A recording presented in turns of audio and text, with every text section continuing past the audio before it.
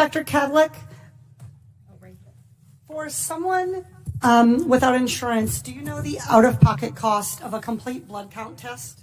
No, ma'am, not immediately. Do you have a ballpark? The out-of-pocket, just the typical cost. I do not, ma'am. Okay, a CBC typically costs about $36. What about the out-of-pocket cost for a complete metabolic panel? Ma'am, I'd have to pass on that as well. You have any idea? You want to take a ballpark? I would say $75. Okay, $58. Getting closer. How about flu A? The flu A test.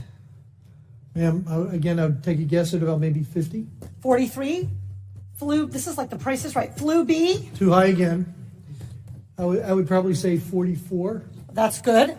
How about the cost of an ER visit for someone identified as high severity and threat? I'm sorry, ma'am, what was the question again? How about the cost of an ER visit for somebody identified as having high severity or high threat? High severity, but ma'am, that's probably about $3,000 to $5,000. That is $1,151. This all totals up to $1,331. We live in a world where 40% of Americans cannot even afford a $400 unexpected expense. We live in a world where 33% of Americans put off medical treatment last year. And we have a $1,331 expense, conservatively, just for testing for the coronavirus. Dr. Redfield, do you want to know who has the coronavirus and who doesn't? Yes. Not just rich people, but everybody who might have the virus? All of America. Dr. Redfield, will you commit to the CDC right now using that existing authority to pay for diagnostic testing free to every American, regardless of insurance?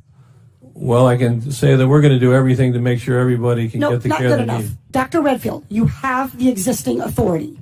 Will you commit right now to using the authority that you have vested in you under law that provides in a public health emergency for testing, treatment, exam, isolation without cost? Yes or no? What I'm going to say is I'm going to review it in detail with No, CDC and the I'm department. reclaiming my time. We wrote you this letter 1 week ago. We asked for a response yesterday. The deadline and the time for delay has passed. Will you commit to invoking your existing authority under 42 CFR 71.30 to provide for coronavirus testing for every American, regardless of insurance coverage?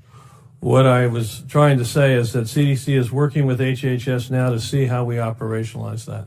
Dr. Redfield,